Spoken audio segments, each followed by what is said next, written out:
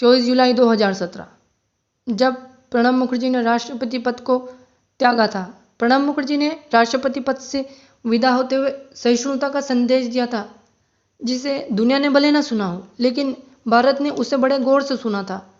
हालांकि प्रणब दा का ये संदेश भारत के हवाले से पूरी दुनिया के लिए था और इसलिए उनके सुझाव को किसी दल या किसी व्यक्ति ने निजी तौर पर नहीं लिया था और न ही उससे कोई आहत हुआ था।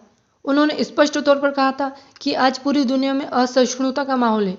इतना ही नहीं, उन्होंने बेहद अमानवीय किस्म की क्रूरता और हिंसा की ओर भी संकेत किया था। निश्चित तौर पर 21वीं सदी की दुनिया ऐसी नहीं होनी थी जैसी होती जा रही है। 20वीं सदी में मानव सभ्यता ने अपने को आगे ले जाने के लिए काफ़ी चिंतन और मेहनत की थी और अपने गर्भ से कई श्रेष्ठ विचार और उन्हें लागू करने वाले महापुरुषों को जन्म दिया था। उसने मानव सेवा के लिए विज्ञान के कई आविष्कार भी किए थे, जिसे अध्यात्म से मिलाकर नए मूल्यों को सृजन होता था। किंतु 21वीं सदी या तो उन मानवीय मूल्यों को भूलती जा रही है या उन्हें आगे बढ़ाने में उसे मुश्किल हो रही है। भारतीय संदर्भ में असहिष्णुता और घृणा सामाजिक जीवन में जगह जगह प्रकट हो रही है। भोजन और वस्त्र की विभिन्नता के नाम पर भीड़ की आक्रामकता, भाषा और धर्म के नाम पर दंगे, ये सब हमें महान लोकतंत्र होने से वंचित करते हैं। ये स्थिति आतंकवाद के नाम पर चल रहे युद्ध ने दुनिया के दूसरे हिस्सों में पैदा की है।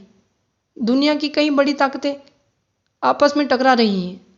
ऐसे समय में प्रणब मुखर्जी ने भारतविदों के सम्मेलन में कहा था कि भारतीय जीवन में सहिष्णुता और करुणा के लिए जो जगह है उसे उनका स्मरण करना चाहिए और उन्हें अपनाना चाहिए। भारतीय जीवन में जियो और जीने दो का जो संदेश या जो सिद्धांत है वो अन्याय और शोषण के विरुद्ध एक दर्शन है। इसलिए अगर मुखर्जी कहते थे कि जटिल विविधता को जोड़ने वाले भारतीय जीवन मूल्यों को याद रखते हुए हम अपने को तो बचा सकते हैं और पूरी दुनिया को सकारात्मक संदेश भी दे सकते हैं, तो इसे राजनीतिक सीख के रूप में भी लेना चाहिए। मुखर्जी ने राष्ट्रपति पद पर रहते हुए गरिमा और शालीनता की कई लकीरें खींची, जिसे आगे और बढ़ाने की हमें आवश्यकता है।